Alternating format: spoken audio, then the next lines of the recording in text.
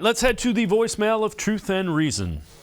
Hi, this is Mustafa Womack, 50-year Brown fan. Go Browns Nation, Dog Pound. Two things that trouble me that I've noticed this year is there's a lack of urgency that I've noticed. The players seem very lackluster out on the field. There's no leading presence on the field. Myles Garrett is supposed to be the leader of this team, if not the defense, and I just don't see any lack of urgency, any oomph from him at all. Secondly, Kevin Stefanski, is he too calm? I mean, at some point you have to put boot to butt and you need to motivate your guys to do what they need to do. And I notice even winning, losing, he has the same demeanor on the sideline. We need to see more of that. Lastly, Joe Woods is just not doing the good job. Joe Woods does not put any fancy schemes together. The defense just looks like something out of the 80s, and they're just getting ran all over. And I hate to say it, but Joe Woods may have to go. And I know it's been spoken many times, but Joe Woods and his schemes just aren't working. And that's all I have to say. Thanks. All right, as always, appreciate all the voicemails. Quincy, you and I have talked about it. A head coach screaming at a professional athlete, that doesn't work. That's not, again, they're grown men, and that's not Kevin Stefanski's personality. So I don't think that's the issue. I do think the players need to play with a little bit more urgency. And what do you think about Woods and Mike Prefer? I mean, like, Woods and Prefer need to go. Like, I don't know how much more air I can expand on that, but like, yeah, Woods, the third year, the defense.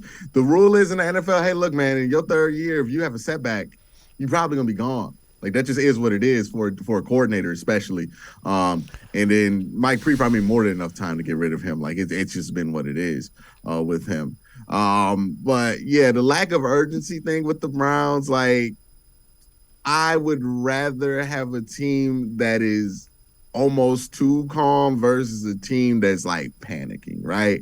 And you want to live a little bit in the middle there. I don't think it's Stefanski being too calm is the problem. I think the most important thing for Kevin Stefanski or any leader is that they stay true to who they are, because nothing will get you more exposed as a leader once you start acting like you're somebody you're not. Like, look at Russell Wilson and how that's went out for him in Denver, where people don't really want to follow him because they don't know what the real him is.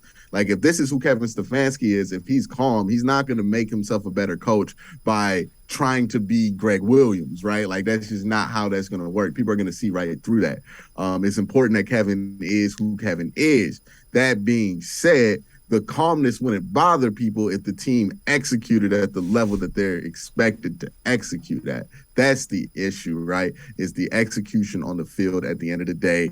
When we need a play, can we get the play? Is everybody calm enough to make the play happen? And sometimes, they're just not that good. And that's the problem for them. So I don't know if it's necessarily anything fundamental with Stefanski. We know the problems with Joe Woods. We know the problem with Mike Prefer. And ultimately, this is going to be something that's going to reflect on Kevin Stefanski, because he didn't hire Prefer, but he did hire Joe Woods, and he is in charge of the coaches underneath him. So, he's going to be looked at more.